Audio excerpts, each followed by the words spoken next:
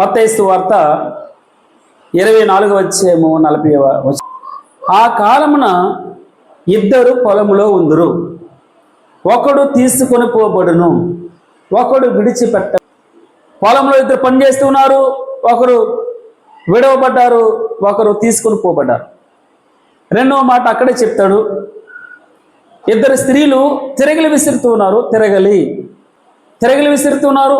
ఏదో ఈ రోజున వర్షం వస్తుందంటే మినుములు లేపి మినుములు విసిరేవారు, సున్నుండలు చేసేవారు. ఇద్దరు చాలా సంతోషంగా సున్నుండలు చేయడం కోసం విసురుతూ ఉన్నారు. అమాంతంగా ఒక అమ్మాయి అయిపోయింది, కనబట్టలేదు. ఇంకా ఒక ఆమె విడవబడ్డది. మూడోది ఇద్దరు పడుకున్నారు, ఒక మంచం మీద ఇద్దరు పడుకున్నారు. ఇద్దరిలో ఒకరు మాయమైపోయారు, ఒకరు విడవబడ్డారు. మీరు ఆలోచించండి, దేవుని యొక్క రెండవ రాకడ. ఆయన మనం రెండు మిలితమై ఉంటాయి. ఇక్కడ ఒకటి ఆయన రావడం, మధ్యాకాశానికి రావడం. మత్తయి సువార్త 24వ అధ్యాయము 27వ వచనం. మెరుపు తూర్పును పుట్టి పడమటి వరకు ఎలాగూ కనబడును, అలాగే మనుష్య కుమారుని రాకడయు ఉండును. తూర్పున మెరుపు ఎలా పుడుతుందో, ఎలాగ పడమరను అస్తమిస్తుందో. లోకాసు వార్త 17వ అధ్యాయము 37వ వచనం.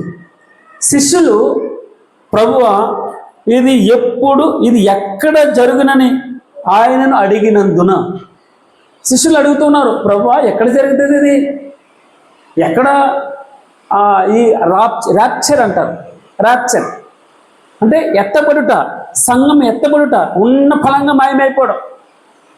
ఎలా తీసుకుని వెళ్తావు సంఘాన్ని ఇక్కడి నుంచి అంటే చెప్తాడు లోకాసు వార్త 17వ అధ్యాయం 37లో. శిష్యులు ప్రభువా ఇది ఎక్కడ జరుగునని ఆయనను అడిగినందున, ఆయన ఎంత చక్కని ఉదాహరణ అందరికి అర్థమయ్యేటట్టు చెప్తున్నాడు. పీనుగు ఎక్కడ ఉండునో అక్కడ గద్దెలను పోగునని వారు. ఇంకేం అక్కర్లేదు, ఇండికేషన్స్ ఏం అక్కర్లేదు, సూచనలు అక్కర్లేదు. ఇప్పుడు రామమందిరం ఎక్కడికి చేరితే రామమందిరికి ఎవరైనా వర్తమానం చెప్తారా? పసిగడతాయి, అది దాని అర్థం. పసిగడతాయి, అర్థమైపోద్ది, గమనిస్తాయి, ఒకదానికి ఒకటి అలర్ట్ చేసుకుంటూ వెళ్ళిపోతాయి. అక్కడ ఈ రోజున భగవంతుడు చెప్పే మాట ఏంటంటే 24వ అధ్యాయం అంతా చెప్తాడు, మీరు మెలకువగా ఉండాలి, సిద్ధముగా ఉండాలి. 24వ అధ్యాయంలో ఏం చెప్తున్నాడమ్మా? మీరు అలర్ట్గా ఉండాలి, మీరు రెడీగా ఉండాలి. ఒకటి అలర్ట్గా ఉండాలి, రెండు రెడీగా ఉండాలి. పీనుగు ఆల్రెడీ అక్కడ ఉన్నప్పుడు అది దానికోసం గ్రద్దులు ఏ విధంగా పోగవుతాయో, ఏ విధంగా పసిగడతాయో. మీరు ఎప్పుడైనా భూకంపం వచ్చేటప్పుడు మీరు వార్తలు చూస్తూ ఉంటారు. పక్షులు ఎగిరిపోతున్నాయట. పక్షులు భూకంపం రాకముందే పక్షులు ఎగిరిపోతాయి. ఎందుకు ఎగిరిపోతున్నాయి పక్షులు అంటే, అక్కడ మీకు అర్థం చేసుకోండి, మనం వినగల శబ్దం 20 హెర్ట్జ్ నుంచి 220,000 హెర్ట్జ్ వరకు మాత్రమే వినగలం. తక్కువ ఉన్నా వినలేము, ఎక్కువ ఉన్నా వినలేము. అంటే తక్కువ ఉంటే వినపడదు, ఎక్కువ ఉంటే చెవులు మూసుకోవాలి. అంటే అంత భీకరమైనగా మనకు చెవులు కర్ణబేరి పగిలిపోద్ది అంటారు. సో దీనికి ఒక సామర్థ్యం ఉంది. ఆ లిమిట్ ఏంటంటే 20 హెర్ట్జ్ నుంచి 20,000 హెర్ట్జ్ వరకు మాత్రమే వినాలి. మనం మోర్ దాన్ ఎక్కువ ఉన్నదానికి 20,000 కంటే ఎక్కువ ఉంటే అల్ట్రాసోనిక్ టెస్టింగ్లో వాడతారు. అదే ఈ శరీరంలో ఏమున్నది, ఏ ప్రాబ్లం ఉందని చెప్పడానికి అల్ట్రాసోనిక్ టెస్టింగ్లని 20,000 హెర్ట్జ్ కంటే ఎక్కువ ఉన్నదాన్ని వాడతారు. ఇప్పుడు 20 కంటే ఎక్కువ ఉంటే కుక్కలు వింటాయట, పక్షులు వింటాయట, పసిగడతాయట, భూకంపం వస్తుందని చెప్తాయట. పసిగట్టుట, పీనికి ఎక్కడుందో అక్కడ గద్దలు వాళ్తున్నట్టు ఆటోమేటిక్ జరిగిపోతుంది ప్రాసెస్. దూతలంతా ఫ్రాక్షన్ ఆఫ్ సెకండ్లో పోగు చేసేస్తారట, సెపరేట్ చేస్తారు వాళ్ళు. ఫ్రాక్షన్ ఆఫ్ సెకండ్లో జరుగుతుంది. అకస్మాత్తుగా జరిగే రాకడి, చెప్పొచ్చేది కాదు. దొంగవలే అంటాడు. దొంగ వచ్చి చెప్పొస్తాడమ్మా. దొంగడు ప్లాన్ చేస్తాడు. నువ్వు శుభ్రంగా ఆడ నిద్ర పడుకుని తలుపులు తీసుకుని ఉంటావు. అప్పుడు ఆడ లోపలికి వచ్చి నీ పక్కన ఉన్న సెల్ ఫోన్లు పట్టుకుని వెళ్ళిపోతాడు. 20-30 వేలు పట్టుకెళ్ళిపోయాడు. అక్కడక్కడ తిరుగుతుంది మా బేబమ్మ గారు, పట్టుకుని వెళ్ళిపోయాడు పక్కనుండే. మరి అర్థం చేసుకోండి, దొంగోడు చెప్పాడు, ప్రభు ఆయన ఆకాశం మెరుపు, తూర్పుని మెరుపు పుట్టి ఆకాశం ఏ విధంగా మాయమైపోతుందో అలాగనే రప్చర్ ఉంటుంది. క్షమించండి, ర్యాప్చర్. ప్రభు మనం సంఘాన్ని ఆకర్షిస్తాడు, ఎత్తబడుతుంది. మధ్యాకాశానికి వెళ్తాం మనం, అక్కడ 7 సంవత్సరాలు ఉంటామట. 7 సంవత్సరాలు ప్రభుతో విందు ఉంటుందని. తర్వాత ఆ విడవబడినటువంటి వారు 7 సంవత్సరాలు శ్రమలు, మహాశ్రమలని వ్రాయబడి ఉంది. శ్రమలు 3.5 సంవత్సరాలు, 3.5 సంవత్సరాలు మహాశ్రమలను. మీరు జస్ట్ మనం అర్థం చేసుకుంటే ప్రభు రెండవ రాకడంటే అప్పుడు 7 సంవత్సరాలు అయిపోయిన తర్వాత ప్రభు పరిశుద్ధులను వెంట పెట్టుకుని లోకానికి వస్తాడు. ఇది రెండవ రాకడ. రాజ్యం ఆయనది అవుతుంది. 1000 ఏండ్లు పరిపాలన. మీరు అంటే క్రమం తప్పకుండా కొన్ని చాలా మధ్యలో ఉంటాయి. మధ్యలో ఇంకొక సంగతి జరుగుతుంది. హార్ మగుద్దేదేను యుద్ధం అని ఇంకొకటి ఒక సబ్జెక్ట్, మనం దాంట్లోకి వెళ్తాం. మరలా ఇంకొకటి ఉంటుంది, ఆయన తీర్పు ఉంటుంది. గొర్రెపిల్ల యొక్క తీర్పు ఉంటుంది. అది మంచిమైనా చెడ్డమైనా సరే ఆయన న్యాయపీఠం మీదకి వస్తే ఆయన అడిగే ప్రతి ప్రశ్నకి సమాధానం చెప్పాలి. లోకసువార్త 20:36 చెప్తాడు, ఇదిగో నీ వీటన్నిటిని తప్పించుకొని ఆయన ఎదుట మనుష్య కుమారుని ఎదుట నిలువబడి ఆయన అడిగే ప్రతి ప్రశ్నకు శక్తి గలవారు అగినట్లు మీరు ఎల్లప్పుడూ ప్రార్థన చేయాలి. మీకు శక్తి రావాలి, పరిశుద్ధతలో మంచి అనుభవం ఉండాలి, పాపం చేయకుండా ఉండాలి. మీరు ఎల్లప్పుడూ ప్రార్థన చేయవలసిందే. విడువక ప్రార్థన చేయాలి, ఎడతెగక ప్రార్థన చేయాలి, ఎల్లప్పుడూ ప్రార్థన చేయాలి అన్నాడు భగవంతుడు. ఆయన చెప్పింది ఇది. ప్రార్థన మనకి పరిశుద్ధత నేర్పుతుంది. ఒకటి మనం కళ్ళ ముందర అనుభవం ఉంది. తల్లిగారు ఇందాక చెప్తూ ఎవరు పాత్రులు కృపగని చెప్పేసి చెప్పింది. అలాగనే ఎవరు ఎత్తబడతారు, ఎవరు లేపబడతారు. మీరు ఆలోచించేయండి. ఒకరు ఎందుకు విడవపడ్డారు, ఒకరు ఎందుకు లేపబడ్డారు. పొలంలో ఉన్నారు, ఇద్దరు కష్టపడుతున్నారు, పనిచేస్తారు. ఎందుకు? ఒకరి అర్హత దొరికింది, ఒకరికి ఎందుకు వేటు వేయబడ్డారు. ఒకరు తిరగలు విసురుతున్నారు, ఇద్దరు కష్టపడుతున్నారు. ఎందుకు ఒకరు విడువపడ్డారు, ఎందుకు ఒకరు ఎత్తబడ్డారు. ఇద్దరు ఎందుకు పడుకున్నారు, ఇద్దరు ఎత్తబడాలి కదా, ఎందుకు ఒకరు విడువపడుతున్నారు. అంటే ఇద్దరు ఈ సిచ్యువేషన్లో ఇద్దరు ఎత్తబడతారు. భగవంతుడు చెప్పింది ఉదాహరణ చెప్తున్నాడు, ఎగ్జాంపుల్ నేను చూపిస్తున్నాడు. అంటే ఒకరు విడవబడాలని, ఒకరు ఎత్తబడాలని అనే ఉద్దేశం కాదు. మనుషులందరూ రక్షణ పొందాలని ఆయనకి ఇచ్చ. ఎవరెవరు నశించిపోకూడదు. ఆయన అందరూ అంతటా మారు మనసు పొందాలి.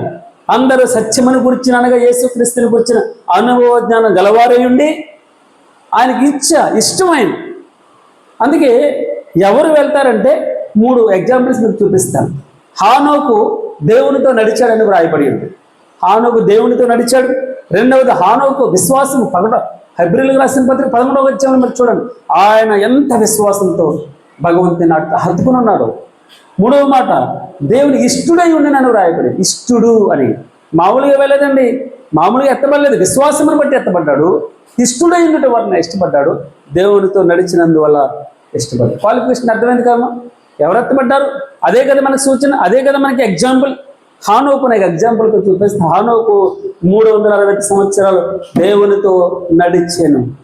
అంతటా ఆయన అతనిని తీసుకొని పోయాను అని రాయబడి. తీసుకుని వెళ్ళిపోయాడు. శరీరంతో తీసుకుని వెళ్ళాడు, శరీరంలో లేకుండా నాకు తెలియదు, లేకుండా చెప్తుంది తీసుకొని పోయాను. దాని గురించి మనకు ఆ సబ్జెక్ట్ అక్కర్లేదు. ఆయన మనల్ని తీసుకుని వెళ్ళాడు. ఈ శరీరం మట్టిది, మట్టిలోనే కలవాలి. కానీ ఆయన తీసుకుని వెళ్ళాడు, మట్టితో పాటు తీసుకుని వెళ్తాడా? అది దేవుని ఇష్టం. రెండో మాట, ఏలియా తను ఎందుకు ఏలియా ఆ అగ్నిరథముల మీద కొనుక్కోబడ్డాడు, ఉన్న ఫలంగా కొనుక్కోబడ్డాడు. ఆయన శరీరం విడవబడింది, ఆత్మ వెళ్ళిందని రాయలేదు, ఉన్న ఫలంగా వెళ్ళినట్టే మనం చూస్తాం. ఈరోజు నుంచి ఏలియాకి ఇంకా ఉన్న గొప్పతనం ఏంటంటే విధేయత. ప్రభువారు ఎక్కడికి వెళ్ళమంటే అక్కడికి వెళ్ళాడని అడగలేదు. ఎందుకు వెళ్ళాలి ప్రభువా, ఎక్కడికి వెళ్ళమంటావు ఎప్పుడు అడగలేదు. విధేయత. 2 ప్రార్థనా శక్తి. ఏలియా మన వంటి స్వభావం గలవాడే కదా. 3.5 సంవత్సరాలు వర్షం కురవద్దంటే కురవలేదు.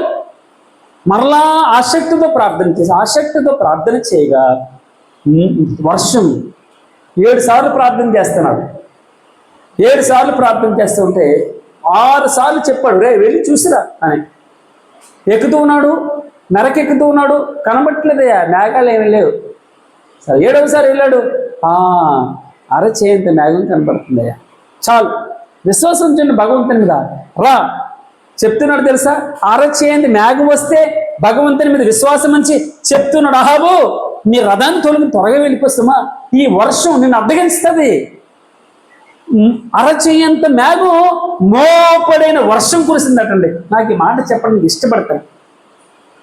ఏలియా మన వంటి స్వభావం కలవాడే కదా. మీరు కూడా ప్రార్థన చేయొద్దు. మీ ప్రార్థన తెరవదా గర్భాలు? మీ ప్రార్థన చేస్తే రోగాలు తగ్గవా? మీరు ప్రార్థన చేస్తే పాపమును ఒప్పుకోడా?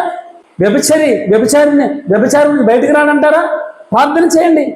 మోసం నుంచి విడిచిపెట్టి రాడంటారా?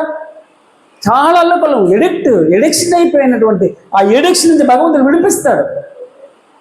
ఏలియా మన వంటి స్వభావం గలవాడే కదా అన్నాడు. మరి చూడండి, ప్రార్థనకున్న శక్తి, విశ్వాస సహితమైన ప్రార్థన, విశ్వాసంతో కూడిన ప్రార్థన, మిళితమైన ప్రార్థన ఆ రోగిని స్వస్థపరుస్తుందని వాక్యంలో వ్రాయబడింది. ప్రార్థన పలానా దైవజనుడు ప్రార్థన చేస్తే స్వస్థత వస్తుందని లేదు.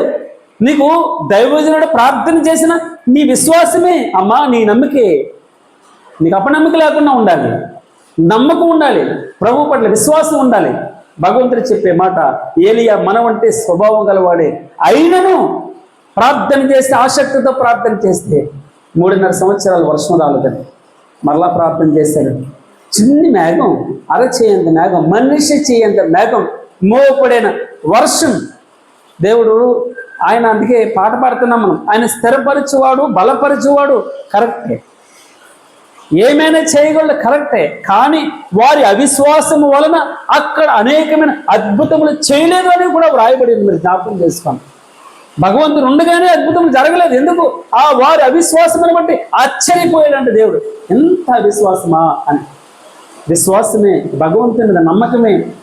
నమ్మితే దేవుని మహిమను చూస్తావు. నీ నమ్మికే అన్నాడు భగవంతుడు.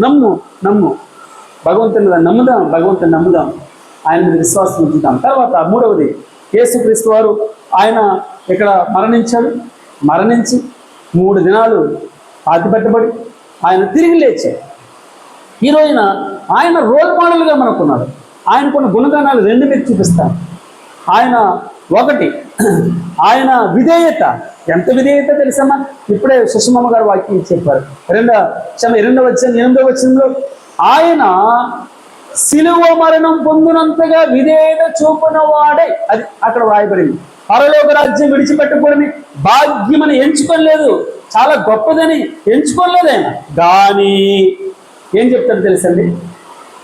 సిలువ మరణం పొందినంతగా దాసుని స్వరూపం ధరించుకుని నీ నిమిత్తం, నా నిమిత్తం, నాకు బదులుగా, నీకు బదులుగా ఆయన ప్రాణం పెట్టాడు అంటూ కింద ఒక వాక్యం రాయబడి, మధ్యలో పైన సారాంశానికి కింద జవాబుకి మధ్యలో ఒక వచనం ఉంటుంది.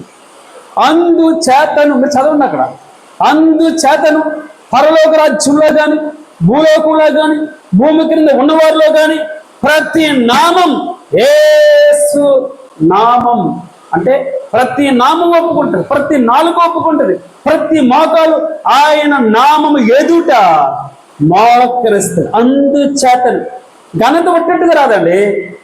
భగవంతుడు ఏం చెప్తారు తెలుసు? అందుచేతను. ఎందుచేత? శిలువ మరణం పొందినందుగా విధేయత చూపించాడు. ఇంకొక గుణగణం ఆయనకున్నటువంటిది అన్నాడు. 17వ అధ్యాయం 4వ వచనంలో యోహాను సువార్త 17:4 అంటారు కదా, నేను తండ్రి చిత్తమును సంపూర్ణముగా నెరవేర్చాను. ఏమన్నాడమ్మా? సంపూర్ణంగా, పూర్తిగా, కంప్లీట్, ఫినిష్ అన్నాడు. సమాప్తమాయను అంటే ఒట్టొట్టుగా కదండి. తండ్రి మాట జవదాటుకున్న, అమ్మ చెప్పిన మాట, నాన్న చెప్పిన మాట మనం అర్థం చేసుకోండి. మనం తూచా తప్పకుండా 2 కుమారుల గురించి చెప్తాడు.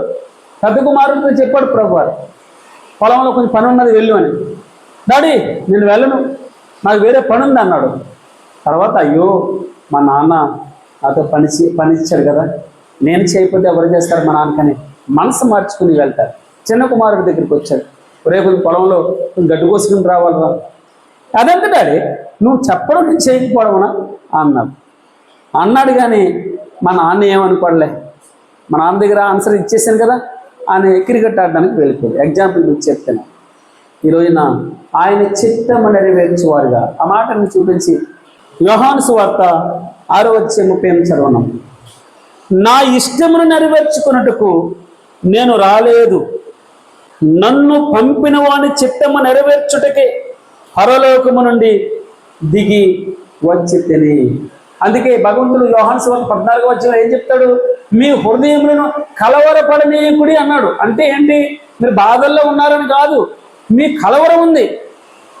ఆ కలవరం ఏంటంటే పెండ్లి కుమారుడు దూరం అవుతూ ఉన్నాడు. మరలు ఎప్పుడు వస్తాడో, నేను వెళుతూ ఉన్నాను, మీకు స్థలం సిద్ధపరిచి వెళుతూ ఉన్నాను అన్నాడు. స్థలాన్ని సిద్ధపరచడానికి వెళ్తున్నాను, ఒట్టొట్టిగా వెళ్ళట్లేదు, అనాథులుగా విడిచిపెట్టను, మిమ్మల్ని ధైర్యపరచడానికి పరిశుద్ధాత్మను మీకు అనుగ్రహించి వెళ్తూ ఉన్నాను. తండ్రి నా సొంత మాటలు పరిశుద్ధాత్మ దేవుడు నా వాటిలో తీసుకుంటాడు, మిమ్మల్ని బలపరుస్తాడు, స్థిరపరుస్తాడు, మిమ్మల్ని మంచి క్రైస్తవులుగా నిలబెడతాడు.